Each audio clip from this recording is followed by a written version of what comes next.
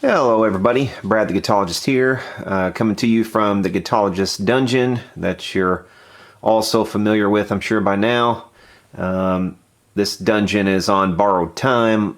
I'll be moving to a new house very soon with any luck, as long as all things go as planned. So this might be one of the last videos in this particular location.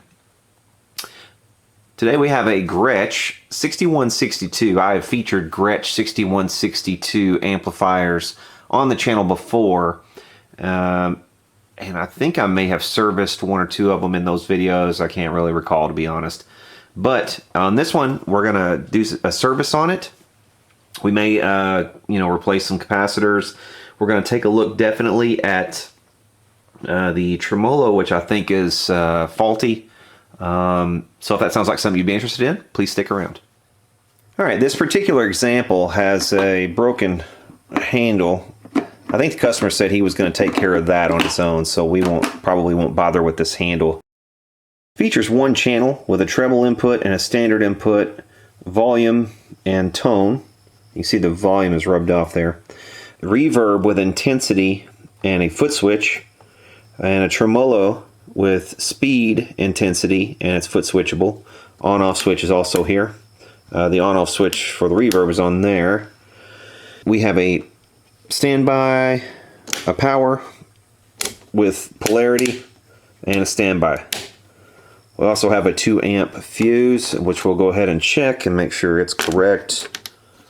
Let's see. And it is correct. So that's good. I like to always check fuses when you're doing any kind of work on an amp, just because you never know. If you put the wrong value fuse, if it's too big and the fuse isn't doing its job, you risk blowing up all kinds of things. Power transformers, rectifier tubes, output tubes, you name it. A lot of stuff can go. Let's take a look at the back here. It's going to be kind of hard to see. Now here is the reverb tank. It is basically just a cardboard box. We'll probably get a better look at it in a little later, but this is essentially what it looks like. It's a Gibbs reverb tank inside of a cardboard box. These are pretty strange if you're used to seeing Fender equipment. It's really unlike anything you're going to see on a Fender amplifier or Ampeg amplifier or anything like that. It's very cheesy reverb, but I happen to love it. I mean, it's totally cheesy and crappy, to be honest, but in a very good way. The speakers look to be original. 220 is Jensen. That's 1963 20th week, and that one is 1963 20th week. These are C10 Qs. The 6162 has two different chassis. The chassis down here on the bottom is the power chassis.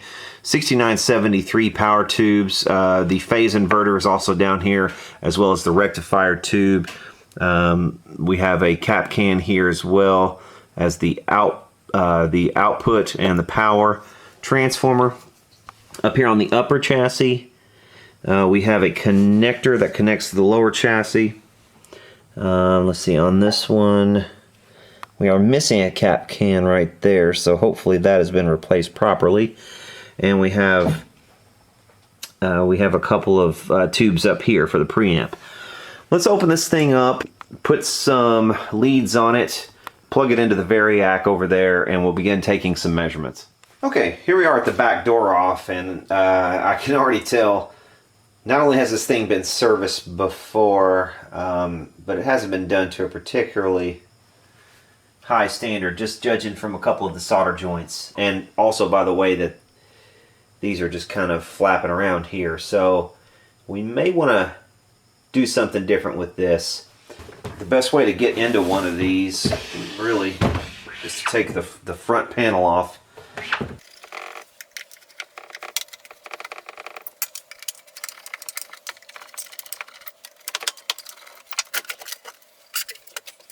Okay, the speakers unhook with a little plug right here. It just comes right out. Makes it pretty convenient. get one of these apart. So we'll set this aside for the moment. Let's go ahead and take the power amp out of here as well. There are 4 screws that hold it in, and I've already taken those off, or I've already loosened them rather.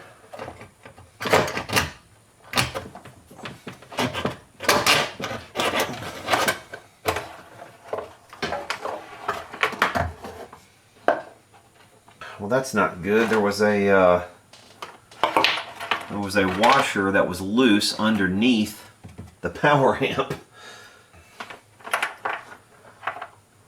All right.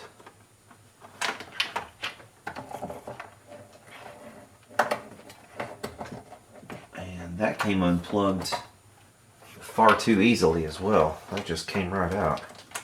So already this thing is really in less than stellar shape. We still have the original 2-prong cord, which is going to have to go. I'm not going to send this back to a customer with the original 2-prong cord.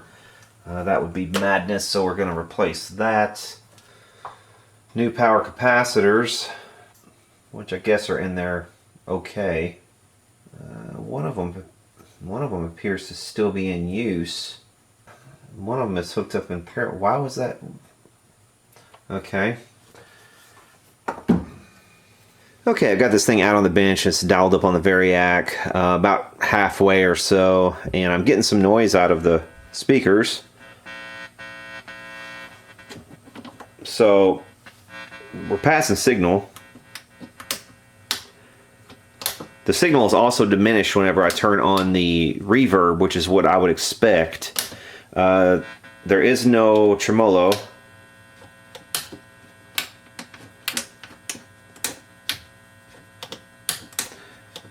Yeah, you know, fairly standard stuff here. We're definitely going to have to do something about these capacitors that someone put in here, and I'll show you the reason. It's just really sloppy work. Look at that. Look at that connection right there on that capacitor. The 2 wires are basically just laid across one another and soldered.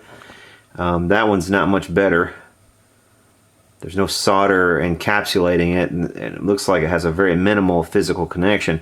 So we're going to have to basically redo the solder connections on those capacitors, and then look at this over here. Okay, we have, this is the power section. We have 3 capacitors right there that have been replaced. But do you see that yellow wire right there coming off? Let me see, I'll point to it. This yellow wire right here, that's coming off and going over here. This thing is still connected to the old capacitor here. So it looks to me like they replaced that capacitor but didn't bother to clip this wire. So we still have the old one in there. Just some weird shoddy work, really. So we're going to fix that. Check all of the solder connections that have been made that I know for a fact have been monkeyed with. Also going to look at the power tubes, because those look like they have a lot of hours on them. They have really brown tops on them. Problem is 6973 power tubes are not, at least the vintage type, are not easy to find. I think I have a couple of sets of those around in my stash, but those are going to be pretty expensive for me to part with those. So we may go with the, I think Electro Harmonics makes some of those now. Those probably are about ready to go just based on the physical outward signs. We'll hook up the reverb tank here in a bit probably and check it out, but not before I think we will probably service this tremolo, because I know for a fact the capacitors in that tremolo, or well, I don't know it for a fact, but I suspect that could be the issue. So we will check that out. I think the last time I had a tremolo problem on one of these, it turned out to be something to do with the was it the switch? I'll have to look at the schematic again, but I think there was something weird to do with the grounding and the switching or something like that that turned out to be the problem with the last one that I serviced. I'm just having vague recollections here going through this, like deja vu. Another thing you want to look at if you have one of these is make sure there are tube designations that are listed. They're actually printed on the bottom of the chassis. make sure that these are correct, because in some of the versions of this amplifier they had, I think, 3 12AX7s and a 6973 tube for the reverb. So you want to make sure that if your reverb's not working, if you just popped a tube in, that could be why. You could have the wrong version amplifier with a 6973 instead of a 12AX7. So that's, I've already checked that, and this one is for 12AX7s. But yeah, like I said, I'm going to go ahead, I think, and go ahead and dial it up the rest of the way and just make sure that nothing fails or anything like that, so we can kind of narrow down what it is we absolutely need to do with this. I'll also check the reverb tank, and actually I may as well do that now. See no reason why not. Okay, I'm not sure, I can't remember which one is the return or the send. This is probably the send. Okay, the one I tap is the return, but I don't think it matters. I think this tank is the same either way.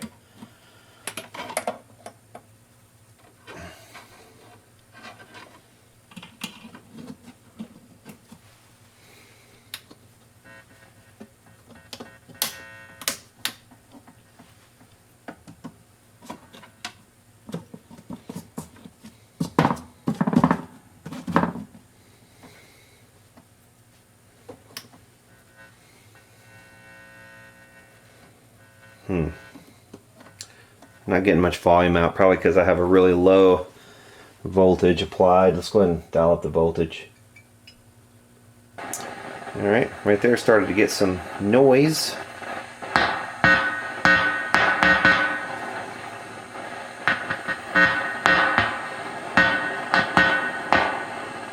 Reverb works.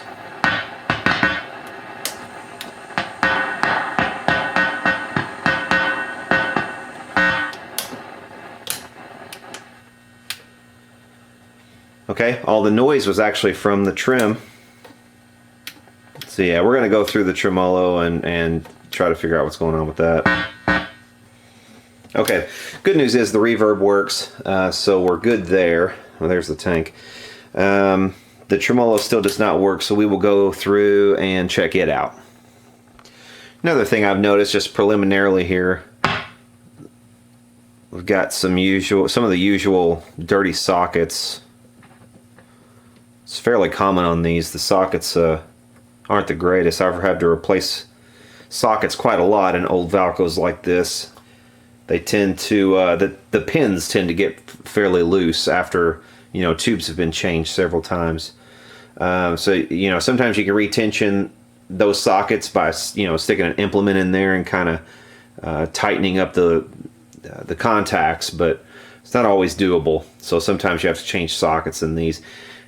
I don't think that's going to be the case here. I think what it is just a dirty socket. So I'll pull the sockets, or not the sockets, excuse me. I'll pull the tubes and clean the sockets. Alright, so here's the 6162 schematic. Here is the tremolo section here. This is the foot switch, and you can see this is normally bridged across until you insert a foot switch into the jack. That lifts this contact off, so this has to be contacted all the time. But if we look here at the tremolo section in the amp, this is the foot switch jack right here, and you'll also notice a bunch of really shoddy soldering work. Somebody's been in here before toying around with this, probably trying to find out what was wrong. That's a bad solder. That's a cold solder. That's a cold solder. That's a cold solder. You can see cold solders by the tone. It's kind of dull, in other words. You can see this right here. See how just kind of dull that is compared to some of the other salt. Well, it's kind of hard to. Well, like that. You can see that's kind of consistent, whereas this right here, you can see it's just kind of bubbly and dull, and this is the same way, and you can see that just too much heat's been applied, so it's kind of melted the insulator here and here. just really not good. So I'm gonna redo all these solder joints. But this is really what I wanted to show you right here. There's the contact right there that's supposed to be constant. See how far away that is? So that is making no contact whatsoever. So this contact needs to be cleaned for one, and then pushed back this way so that it gets constant contact. Otherwise, the tremolo will not work. So I think that's the problem. The reason I think that's the problem is, you know, usually when tremolos don't work, it's normally because the capacitors. On this one, these are all ceramic disc capacitors, so they're not really prone to going bad. Okay, I've just pulled the jack off of the chassis to make it a little bit easier. Another thing that this jack needs to be, and that's insulated from the chassis. So in order to do that, they have an insulating washer here, which may or may not have been doing its job. If the and there's also an insulating washer on the other side. And if for whatever reason, if this gets shorted, that will also cause the tremolo to not work. And what I might do actually is wrap part of this jack in some shrink tubing. But let's fix this problem, and you can actually see it now. You can see there's actually daylight in between those two contacts right there. See that? See the daylight? So that's what we want to get rid of, and I'll show you how to do that. What you want to do basically is, I mean, it's real easy, but sometimes it's not apparent. If you start chomping around on these with a pair of pliers or something, you can actually mess them up worse than they already are. But the best thing to do is insert a jack, and then you can take, you know, something to bend this other contact. Just bend it back as far as you can get it. Sometimes it helps to actually get some purchase on it and kind of bend it like so. Sort of like that. You want it to be separated when the cable is in, and you want it to make contact when the cable's out. So that is precisely what it's doing now. Okay, to clean a jack like this, I like to insert a cable like we had, so it separates the two leads a little bit, and get just a little sliver of some real fine grit sandpaper. Nothing real coarse grit, but just come in here with some contact cleaner, spray the contacts, and then come in behind with your sandpaper, and just basically you're just kind of burnishing the contacts a bit. Okay, we'll just leave this floating here in midair and fire the amp back up and see if we have any better luck.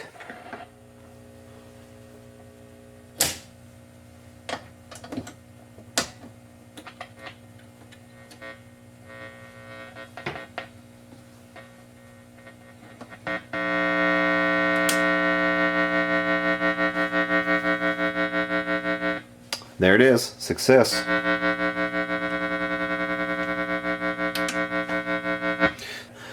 So yeah, that's it. We're gonna go ahead and insulate that jack a little bit better, and I'll show you how to do that. Okay, what you want to do is get a bit of shrink tubing like this, and of course we're not going to need that much. I'm just going to cut a very small sliver of this.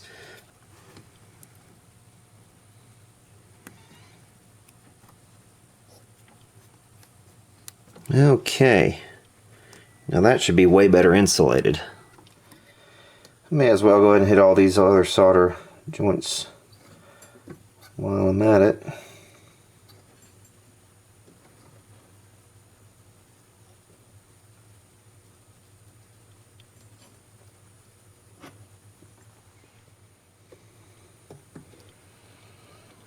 These on the switch look especially bad.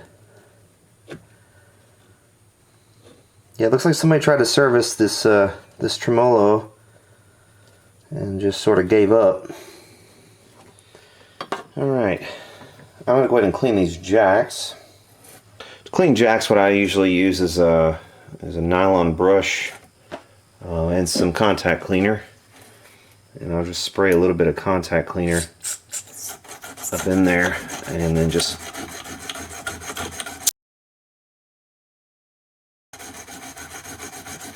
move my brush.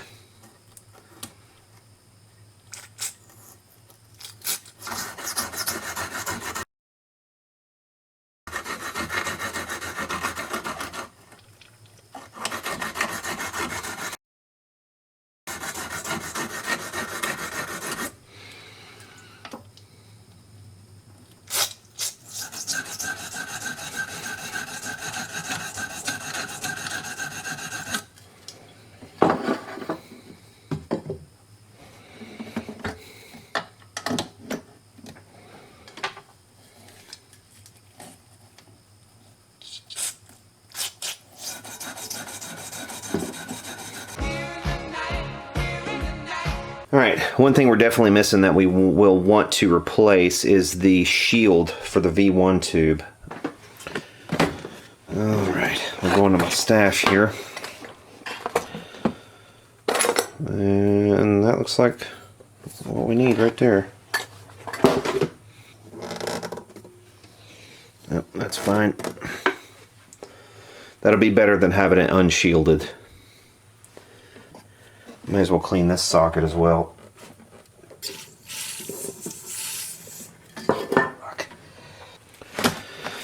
Alright, and the other thing I wanted to look at off of the rectifier, at the first node, there's only one 20 microfarad capacitor. So yeah, that means we can clip that wire right there out. It's not needed. Also, we want to do something about these two connections. Look at those connections. It's just, look at that. It's just a wire laid up beside the other wire. There's no J-hooking at all. Okay. This is a common mistake if you're a kind of a first-time tech. I'll show you a better way to do this.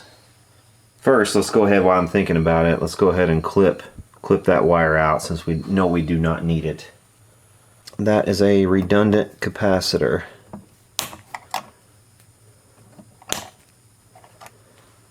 These we just want to loosen. I mean, this is just not a very good connection. The reason you want to do this better is because over time there's a possibility that those two wires might come apart. There's no real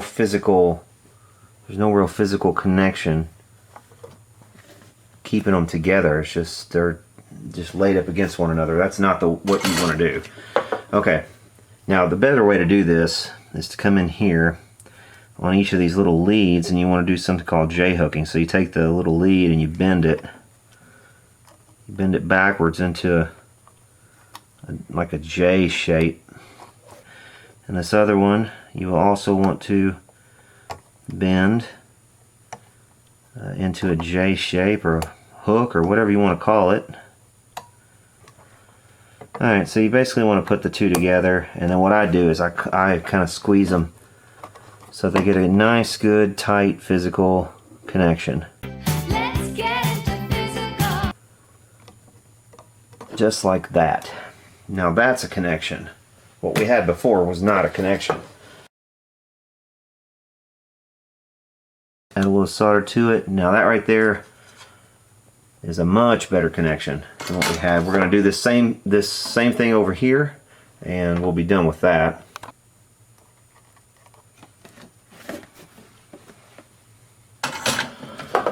Okay, now those connections are much better. Now we need to address how this thing is mounted. Look at this. Okay, the way this is mounted is not very secure. Okay, these two right here are mounted with this little zip tie, and the zip tie is going through this little sticky thing down here. As hot as this amplifier can get at times, it's probably not a good move. We're going to do something different with that. you see what would happen if this ever came loose? This would just be all flapping around in here like this. Okay, I think I found a better solution. We're gonna mount this to that transformer mount right there.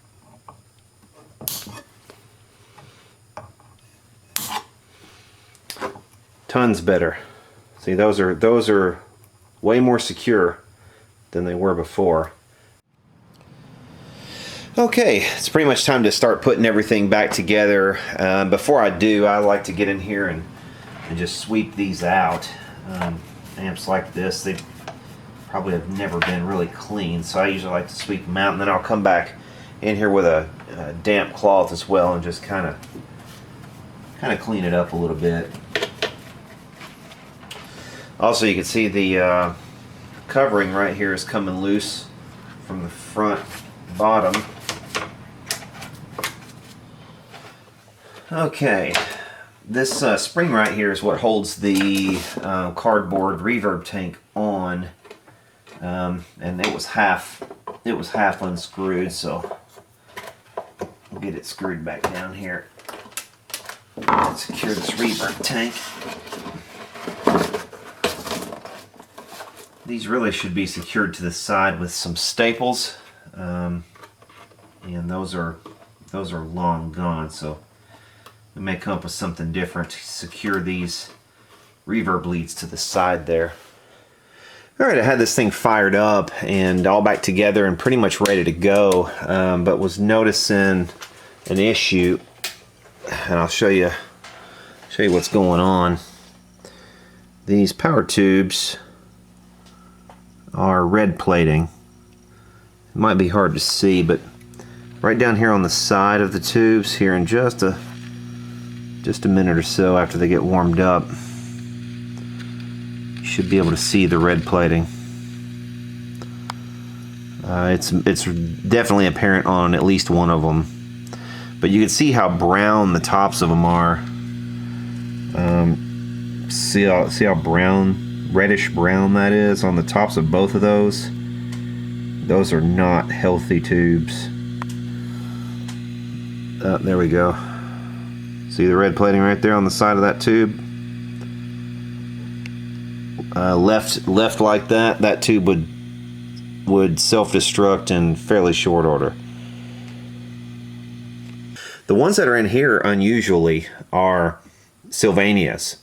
I am used to seeing RCAs in these amplifiers, and I have a couple of pairs of RCAs around here stashed away in my stash, but those would be very expensive for the customer. I don't think he wants to pay what I would have to have for them, so we're going to go with the new issue Electro Harmonics, and those should be just fine. Old 6973s are rare and expensive, so there's also a 6CZ5 that you can get, and those are, you can usually get those new old stock for about $10 each, somewhere in that range, $10 to $12.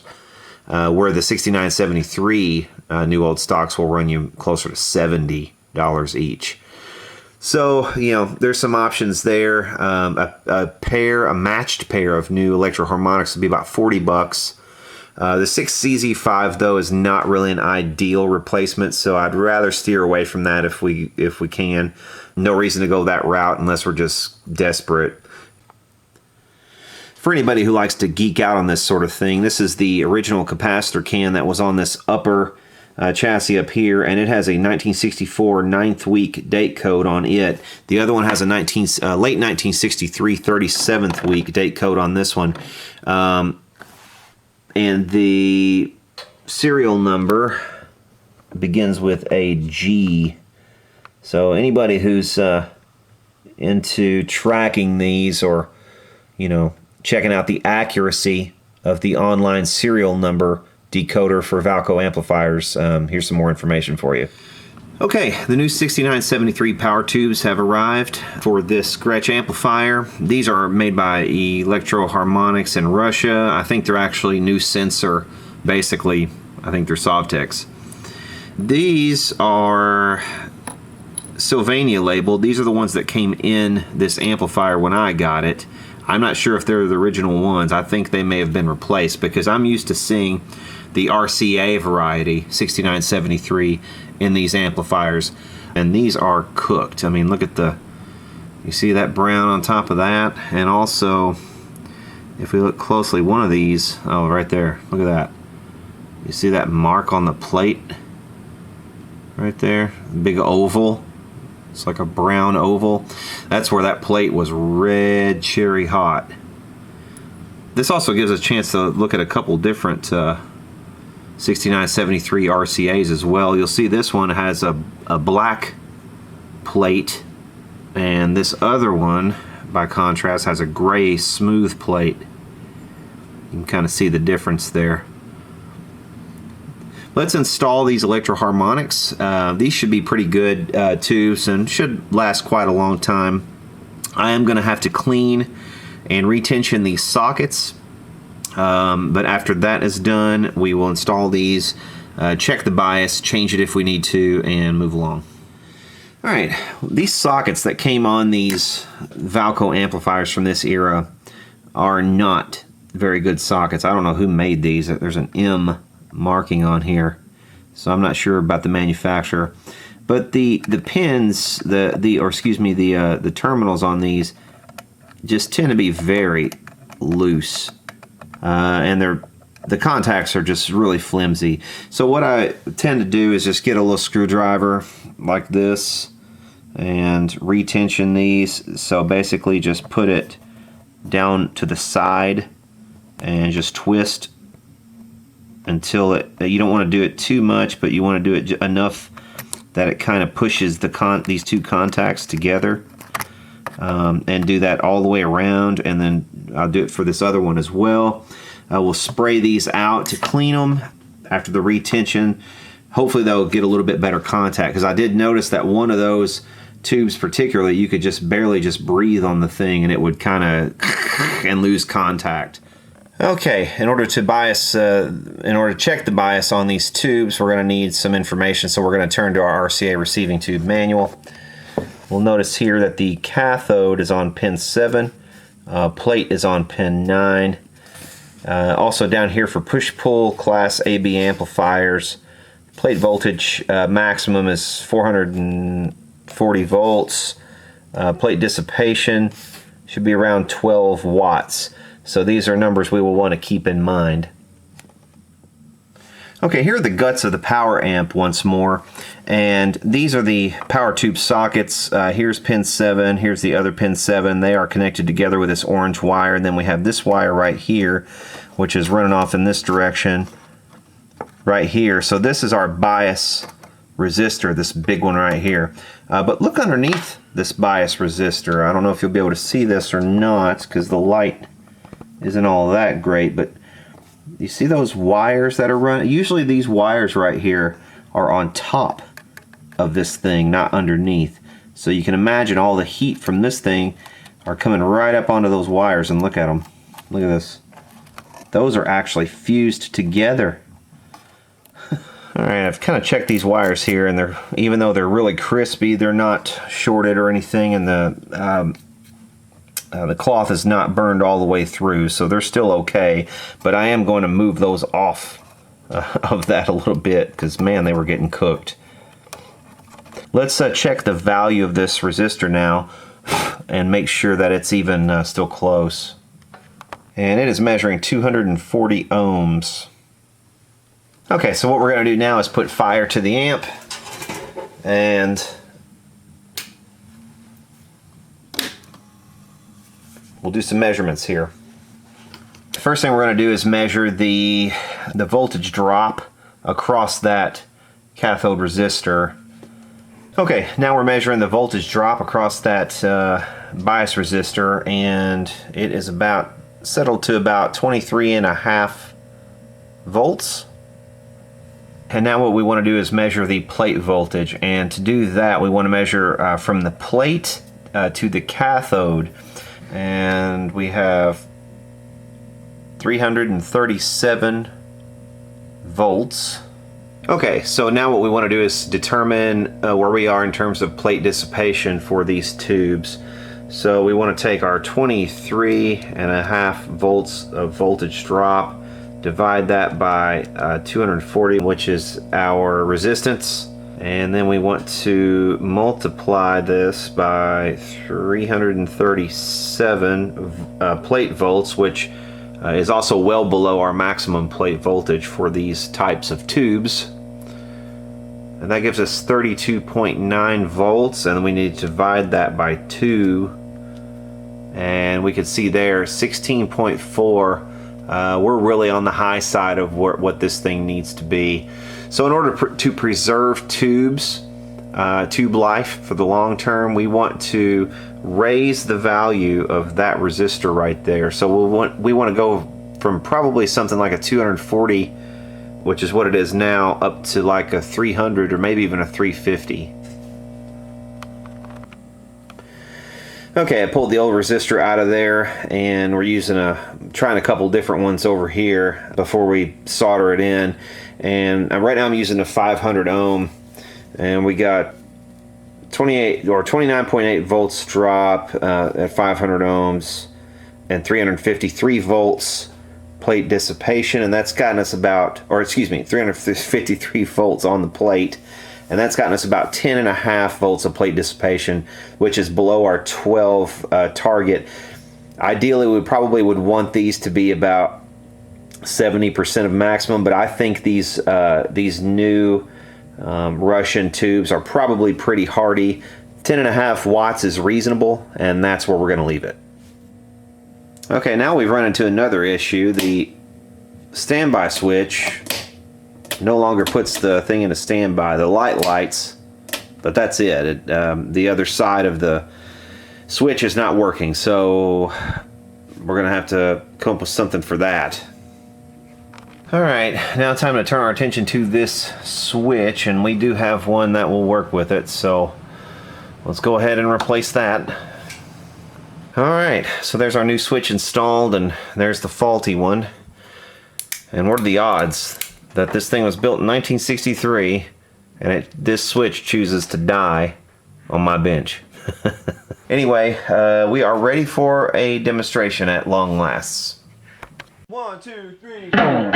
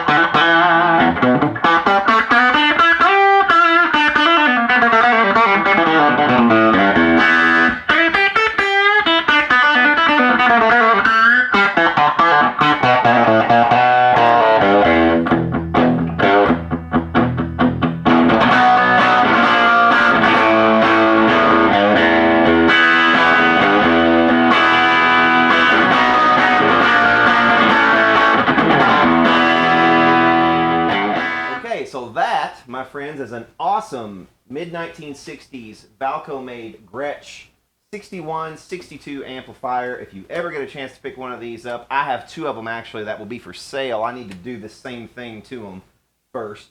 If you're interested in one of those, contact me and comment or something below, and we'll see what we can do about getting together on one of them. But as for now, I appreciate you guys watching, sticking around so long, and take care.